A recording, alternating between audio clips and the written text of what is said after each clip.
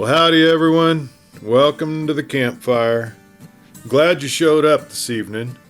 I'm thinking you're here to enjoy our company and maybe to hear a story or two. Well, get yourself seated around the campfire, enjoy it. Look at the pretty flames. I'm going to tell you a story about Hank Dillon, the Bigfoot hunter. It's good stuff. Deep in the remote Colorado wilderness, Hank Dillon is hunting for proof of the mysterious, elusive Bigfoot. But something or someone's watching him too. What is stalking Hank in the dead of night? Is it a Bigfoot? Or is it even something more sinister? The Watcher in the Woods, Part 5. Tom Sheffield stood on his porch, a steaming mug of coffee in his hand, his eyes scanning the sky as if it might give up secrets. The sun was just beginning to burn the frost off the grass, casting a pale gold over the valley. Moose tracks trailed through the willows down by the creek, and a few warblers had returned to sing from the aspens. But there was a stillness in the air that had nothing to do with spring. He hadn't slept much.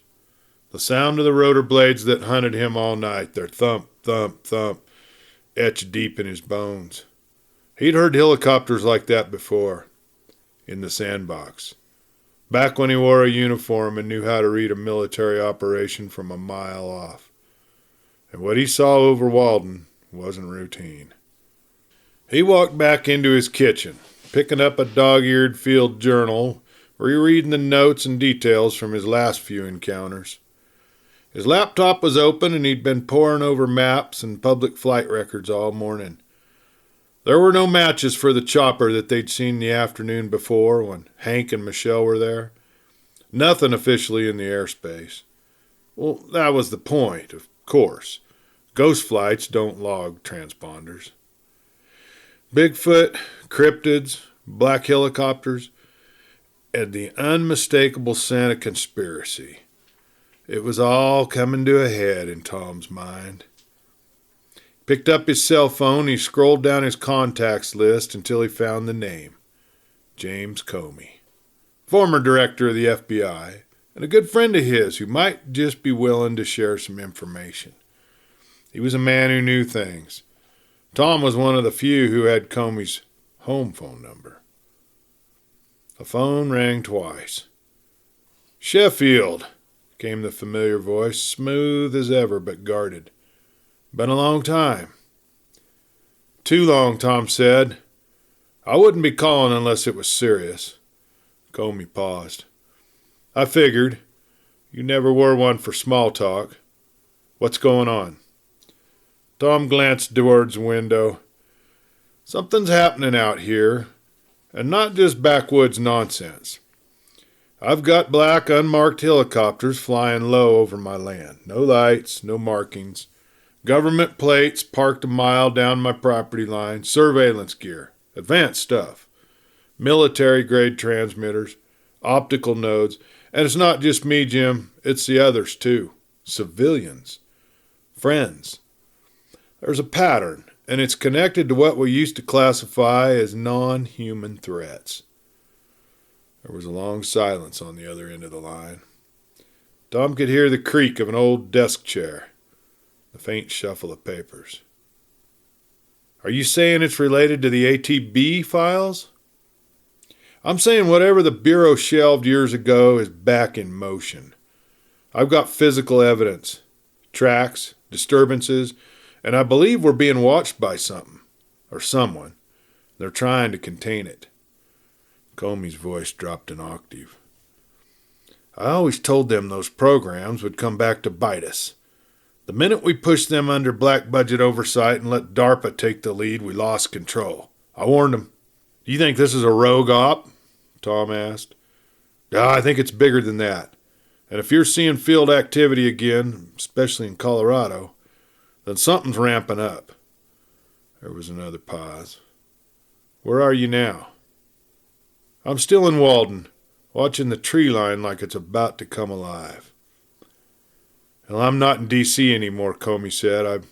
I've been consulting in New York, private intel firms mostly, but I've got access. and I still got friends in the right corridors. You need to come see me." Tom leaned forward. "New York?" "Yeah. We'll talk more in person. I can run a few names through the system, see if any of your sightings match classified field work." "You think they're logging them again?" "If they're active, then yes. You just stumbled onto a program someone's trying very hard to bury." Tom stood up and looked out at the darkening wilderness. "I'll be there by the weekend." The line went dead. Tom stared at the phone in his hand, and somewhere out there the truth was moving in the dark, and he was about to chase it all the way to the top. Back in Fort Collins, the morning sun filtered through the cottonwoods in Hank's brother's backyard. Michelle stood barefoot on the backyard deck, sipping her coffee, watching a red-tailed hawk circling overhead. While inside, Hank paced the living room, his phone pressed to his ear. He'd tried Earl Rollins 3 times already that morning, and on the 4th call, Earl finally picked up. "Hank," Earl's gravelly voice crackled through the line. "Didn't expect to hear from you so soon." "Well, I've met with Tom Sheffield, Earl, and I think you and me need to meet. Today."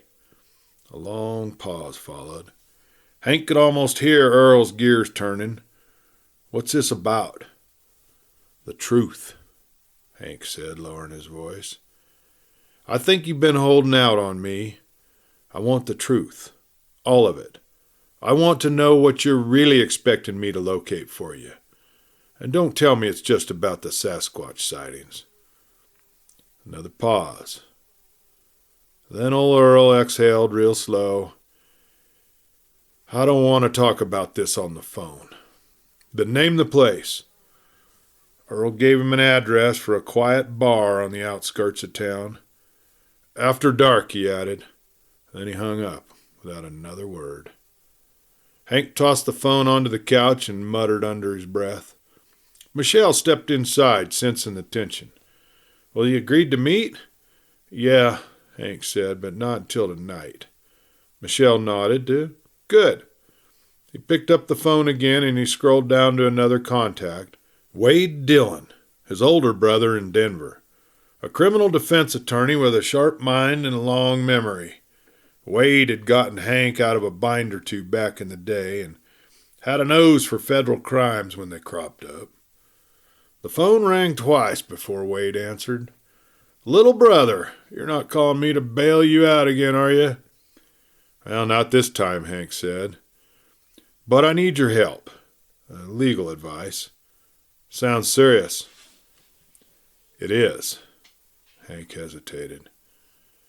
"You're going to think I've lost my mind, but I need you to hear me out." And he spent the next 10 minutes detailing everything, starting with the black trucks and the strange surveillance, the map Tom had shown him, and finally the looming sense that something was happening just beneath the surface. Something the government or someone inside of it was trying really hard to cover up. By the time he was finished, Wade was silent. "You still there?" Hank asked him. "Yeah," Wade replied finally. "And no, I don't think you're crazy. But if even half of what you're saying's true, you need to be very careful. This sounds a little bigger than state level. You could be up against agencies that don't play by the rules." "Yeah, I figured as much," Hank said. "Do not go poking around without backup," Wade warned him. "And don't put anything in writing. No texts, no emails, nothing digital. They'll be monitoring everything if they aren't already. Meet Rollins, find out what you can, and after that, maybe it's time you and your friend Tom went public. Try to find someone in the media that still cares about the truth." "Appreciate it, Wade," Hank said. "Well, one more thing," Wade added.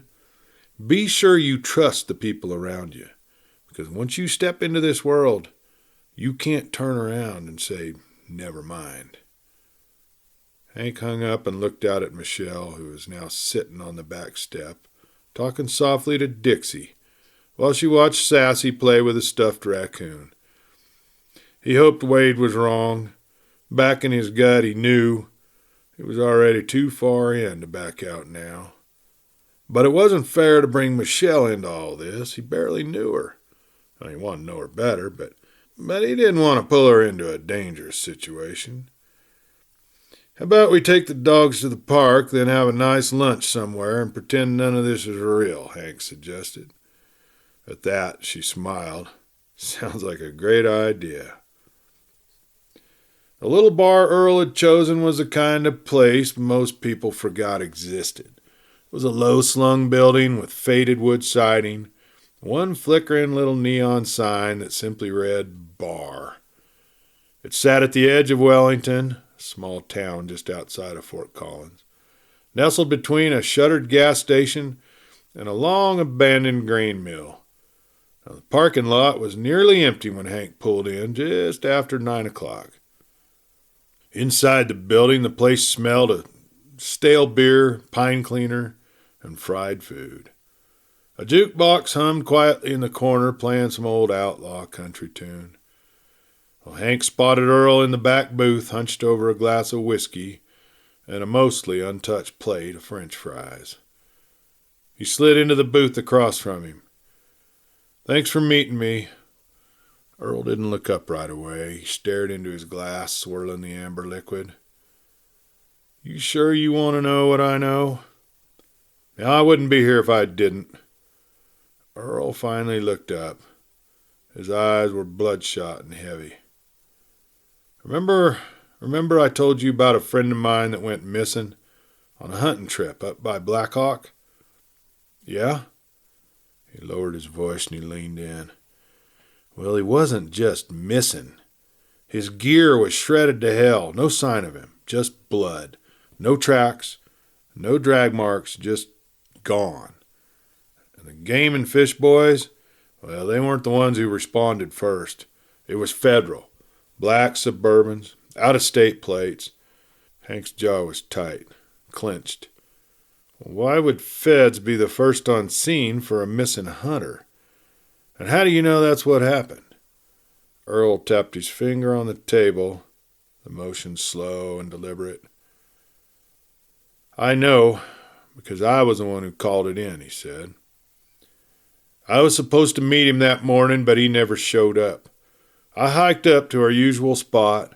I found that mess, and I called the local ranger station. But before I could even make it back down the trail, I passed 2 black Suburbans coming up the service road. No markings, no sirens, just tinted black windows and antennas bristling out of the roof. By the time I got back, and I went back, the area was already taped off and a guy in a suit, not a ranger, told me it was a restricted zone due to a hazardous spill. Game and fish didn't show up till the next day. And they were kept out just like me. That's how I know." Hank glanced around the bar. Only a couple old-timers at the counter, eyes glued to a basketball game on the TV above the bar. Earl took a deep breath. "About a week after that, I went up there again. I had to know. There was something up in those woods, Hank. I swear it was watching me the whole time. I never saw it, but I heard it. Breaking branches, kind of circling me, big, silent when it wanted to be, too smart to be just an animal. I left a trail cam. When I went back to get it 2 days later, it had been crushed. Not ripped off the tree, crushed, like someone had twisted it like a soda can." Fished into his coat pocket and he slid his phone across the table. On it was a picture showing the mangled trail camera, surrounded by strange impressions in the dirt.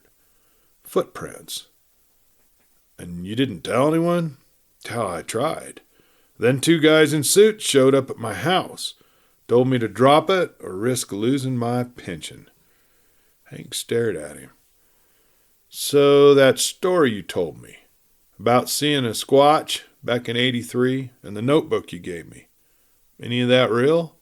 "Oh, it was all real," Earl whispered to him. "Every damn bit of it. But back in those days there weren't men in black showing up the moment one was sighted.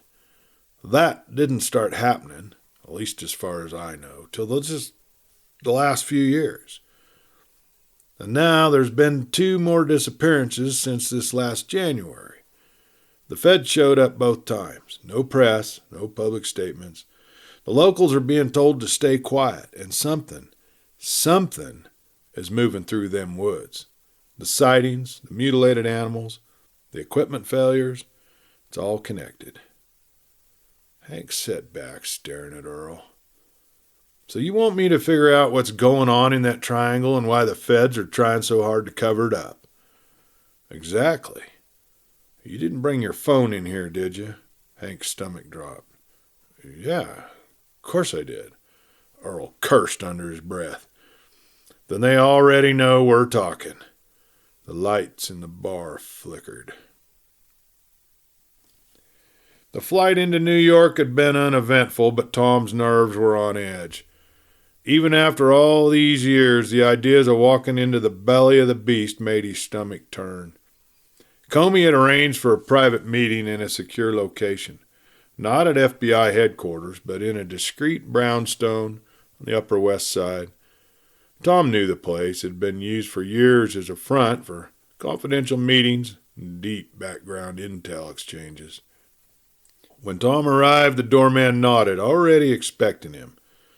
He was ushered inside and up 3 floors to a dimly lit apartment filled with books, old wood furniture, and enough security to stop a small army. Comey was seated in an armchair, drink in hand, wearing an old Yale sweatshirt like he'd just stepped out of a weekend retreat. "Tom," Comey said, standing and shaking his hand warmly, "you're late. I was beginning to think you lost your nerve." "I should have," Tom muttered, glancing around. "I wasn't expecting this reception." They sat across from each other, and Comey poured him a drink. "So, let's talk about the ranch and what you've seen." Well, Tom laid it out. The black SUVs, the massive footprints, and most recently the helicopter that had hovered over his cabin in broad daylight. Comey listened without interrupting, nodding slowly, his expression unreadable. When Tom finished, the former director leaned back and let out a low whistle. "I always thought we'd see fallout from Project Silva," he said finally. "Silva? That still exists? I thought it was shuttered." Comey shook his head. "No, they just renamed it. They folded it into something else, but yeah, it's active. And if what you're describing is happening, then the agency responsible is not the FBI. It's much deeper now. We're talking joint task force between DARPA, Homeland Security, and even elements in the Space Force. The mandate is containment and obfuscation. If cryptid activity spikes in one area, they isolate it, they study, and they erase it." Tom felt the air go cold. They're not just studying. They're hunting them, aren't they? Comey gave him a look. "Some of them, yes. But others, they just want to study them. There are factions within the intelligence community that believe these entities aren't native, that they may have arrived here centuries ago, maybe longer." "What do you mean, not native?" Tom asked him. "Well, that there's some form of alien entity that arrived here in a spacecraft from another planet." Tom set down his drink. You're kidding, right?" Comey shrugged. "It's not just your average citizen who believes in little green men anymore, Tom. These are career scientists, defense analysts, even a few high-ranking generals who have seen the files. Hell, some of them have witnessed things firsthand. The theory goes back to these beings, Bigfoot, Mothman, skinwalkers, you name it. They're not just random cryptids. They're part of something bigger, something old. Some believe they've been monitoring us, maybe even influencing us in ways we don't really understand. And that's why some folks in the inner circle want to keep it buried. So they figure if the public ever found out, it wouldn't just shake up science, it'd blow the lid off of religion, national security, everything. Wow, Tom sat back in his chair, letting Comey's words settle in his mind. The triangle I mapped out. It's not random, is it? Comey stood and crossed to a small safe. He opened it and returned with a folder marked with a red stamp, classified. He handed it to Tom. What you found matches some of the oldest containment maps we have on records. There's something in that zone, something that draws them there, and we've only just scratched the surface. Tom flipped through the file. Inside were satellite images, thermal maps, sensor data, but one image stood out.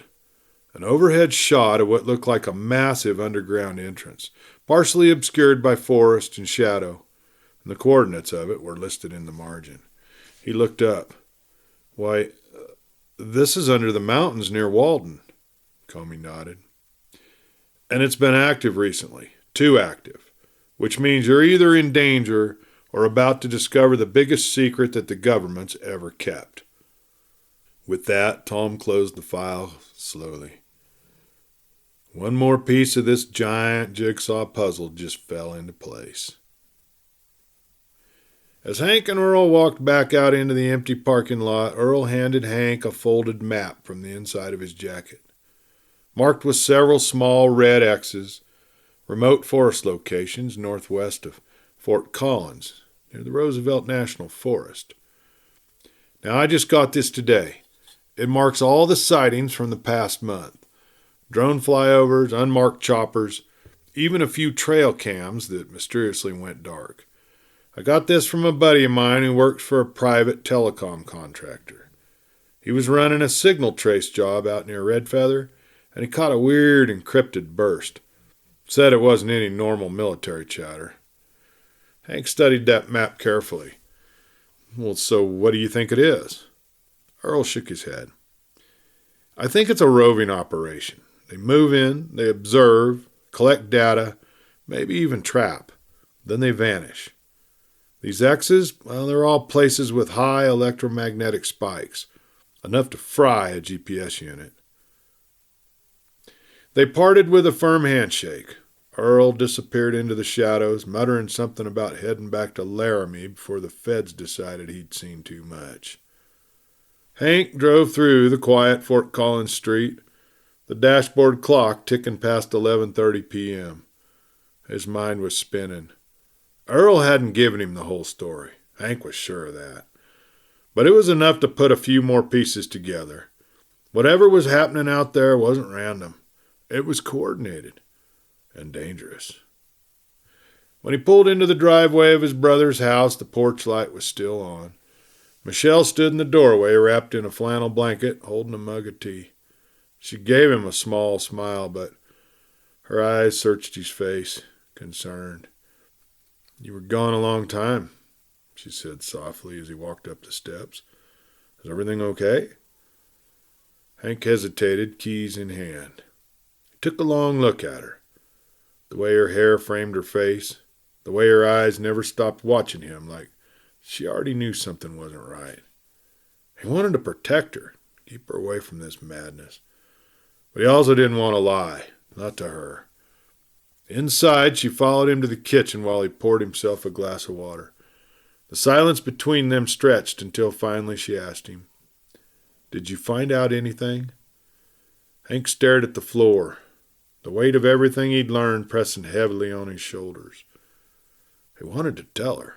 Everything. The map Earl had given him, the electromagnetic spikes, even the blood-soaked remnants of a man who never came home. But what if it was just too much? What if all of this, made her run? He drew in a shaky breath.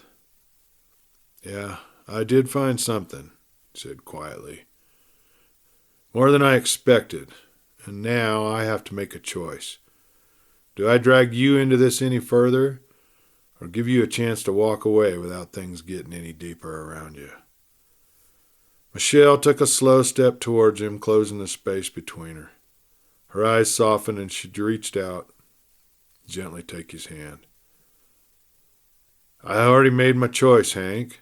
I'm here, with you, and I'm not going anywhere. He looked up, his gaze meeting hers, and in the quiet between them something shifted. Something unspoken but deeply understood. Her presence calmed the storm inside of him, and for the first time in a long time, he didn't feel like he had to carry the weight alone. In that moment, he didn't care what was out there in the woods or what secrets were still waiting to surface. She was standing beside him, and that meant everything.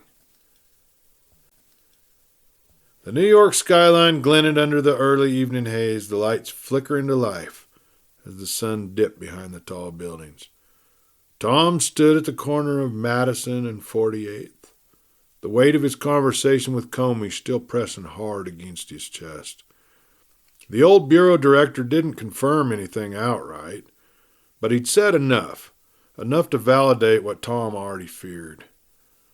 Tom exhaled slowly, watching the steam rise from a manhole nearby. He wasn't sure what chilled him more, the idea of a species hidden on Earth for centuries, or the knowledge that his own government was trying to cover it all up.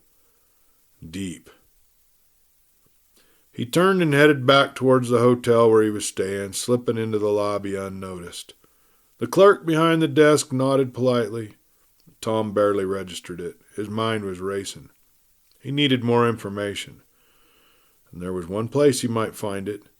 A private archive in Brooklyn, run by a former NSA analyst turned whistleblower, a man named Darrell Rhodes, who had quietly disappeared from the public eye after releasing a batch of documents that hinted at cryptid-related surveillance. Comey hadn't given Tom Darnell's name directly, but he had said, "There's a guy in Brooklyn who used to pull satellite recon for us. If anyone still has a pulse on what's really going on out there, it'd be him." Tom packed his bag quickly. Laptop, burner phone, flash drive, and the old bureau credentials. He wasn't sure if they'd still open doors, but they were better than nothing. As he stepped back out into the city night, he felt the buzz of electricity in the air. Not from the traffic or the hum of people, but something deeper. Something unseen. He could feel it in his bones now. Whatever was happening on his ranch, whatever those black helicopters were doing, it was connected to something far bigger than a local cover-up. And tomorrow, in Brooklyn, he was going to find out just how deep this rabbit hole went.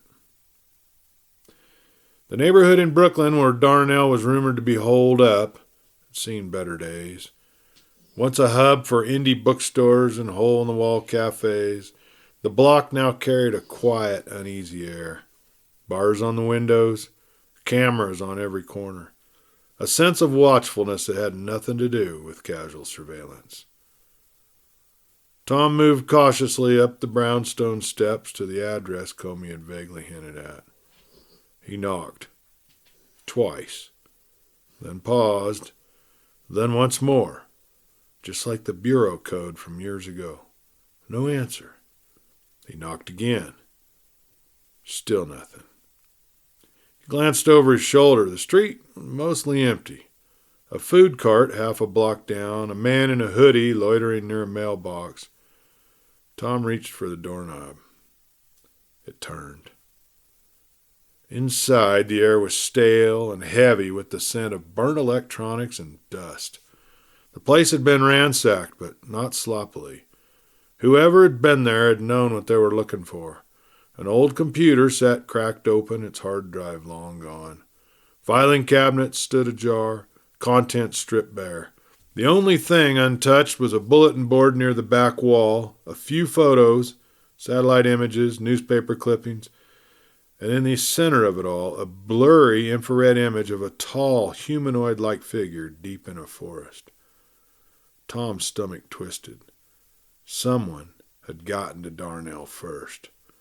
He moved through the room carefully, scanning for anything that they might have missed. A false bottom in one of the drawers revealed a hidden notebook, handwritten, full of coordinates, names, and references to Project Silva. Then he saw the message, scrawled hastily on the back cover of the notebook. "If you're reading this, I'm either dead or running. Trust no one, especially not them." There was no signature, just a smear of dried blood near the bottom corner. Tom backed out of the apartment fast, locking the door behind him. He didn't see the black SUV a half block down, parked, engine off, tinted windows, but he could feel it. The same chill he'd felt back in Colorado. Darnell was either gone or disappeared. And Tom? Was he next in line? The smell of coffee and sizzling butter filled the kitchen, mingling with the soft morning light that filtered through the curtains. Michelle sat at the little kitchen table, barefoot, in one of Hank's flannel shirts. Her hair was still tousled from sleep. She watched him at the stove with a sleepy smile as he flipped a golden flapjack high into the air and caught it clean on the skillet. "Are these the famous Dillon flapjacks you promised me?" she teased him. "The very ones," Hank grinned. "Family recipe, passed down from a long line of stubborn cowboys with a love of pancakes." She laughed, the sound warm and easy, and for a brief moment everything felt normal. Like they weren't being haunted by dark secrets, like the world wasn't filled with creatures right out of storybooks. But underneath it all, they both felt the weight of what was coming. Hank tried not to think about that meeting with Earl, or the map with red dots forming that strange triangle. This moment he just wanted to be with her, making pancakes. Then his phone rang. The sound cut through the cozy silence like a blade. Hank's smile faded as he reached for the phone, glancing at the caller ID. Tom Sheffield. Michelle looked up, immediately sensing the shift. "Is it Tom?" Hank nodded, answering the call. "Yeah, Tom?" Tom's voice came through, low and grim. "We're not just poking the bear anymore, Hank. We've walked straight into its den." He glanced to Michelle. Her smile was gone now, replaced with that steady, fearless look he was starting to know too well. "All right," Hank said quietly. "Tell me everything." Well, deep in the pine-shadowed wilderness near the Wyoming border, the forest lay still under the late afternoon sun. Shafts of golden light filtered through the canopy, catching the drifting dust motes in a shimmering haze. A soft breeze rustled the aspens, but otherwise the world was quiet. Then a shape moved between the trees, massive, deliberate, almost imperceptible. The Sasquatch padded silently across a bed of pine needles, its hulking frame blending seamlessly into the dappled shadows. It paused near a game trail, lifting its head to catch the wind. There it was again, that unmistakable scent of moose, warm, earthy, alive. Its stomach rumbled low, an enormous hunger gnawing at its core. The migration was underway, and the animals were returning to the lower valleys.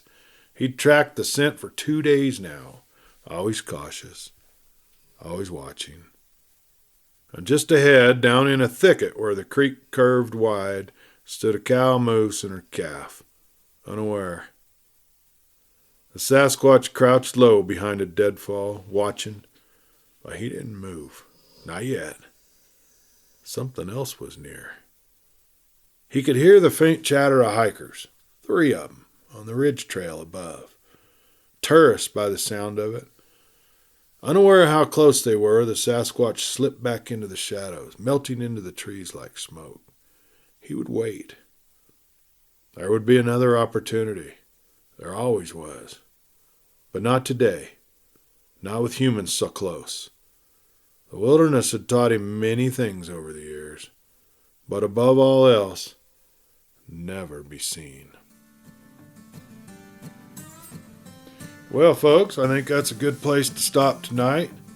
I'll be glad to tell you more of this good story next time I talk to you, right here around the campfire.